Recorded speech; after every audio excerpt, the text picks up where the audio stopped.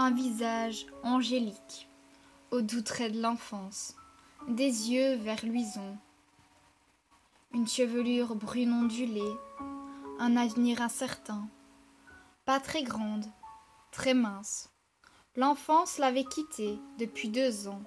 Voilà, je vous ai en quelque sorte résumé qui était Lia, en quelques mots. Elle a 13 ans, elle est comme toutes les petites filles de son âge, sauf que elle, ça fait 2 années qu'elle se bat contre son cancer du poumon. Elle pourrait profiter de sa vie, mais ça ne l'enchante pas vraiment. Elle préfère rester là, à attendre que la mort vienne la délivrer de cette souffrance qu'elle vit au quotidien. Car elle a mal, Lia. Elle voudrait courir à son aise, sans être essoufflée au bout d'à peine quelques centimètres. Elle évite de parler de sa maladie, car elle n'aime pas en parler. Elle voudrait tellement oublier. Elle voudrait ne plus y penser et pouvoir faire ce qu'elle veut. Ça fait 2 mois qu'elle fait des trajets de l'hôpital à la maison sans cesse.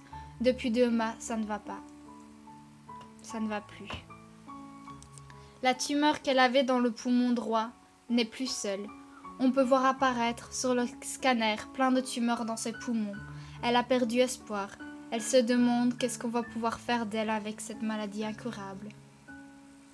La chimio ne change rien. Les médecins voient des améliorations et des fois pas du tout. Elle est comme un thermomètre à un moment. Le diagnostic est positif et à d'autres négatifs. Elle pense qu'elle est une erreur, qu'elle n'aurait jamais dû naître. La vie lui a collé cette maladie au basket et ça l'exaspère. Elle en a assez de ses chimios, de ses visites chez le médecin, toutes les semaines, de ses scanners, de ses médicaments, de ses allers-retours à l'hôpital sans cesse. Elle se voit mourir petit à petit sans savoir exactement quand la mort l'emportera. Elle évite d'avoir des attaches, des amis. Elle veut épargner le moins de monde de son départ. Elle ne veut pas qu'il souffre parce qu'elle s'en va. Son seul ami, c'est son chat.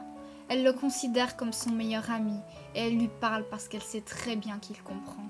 Elle perd espoir, elle n'a plus aucune raison de croire à une éventuelle guérison miraculeuse.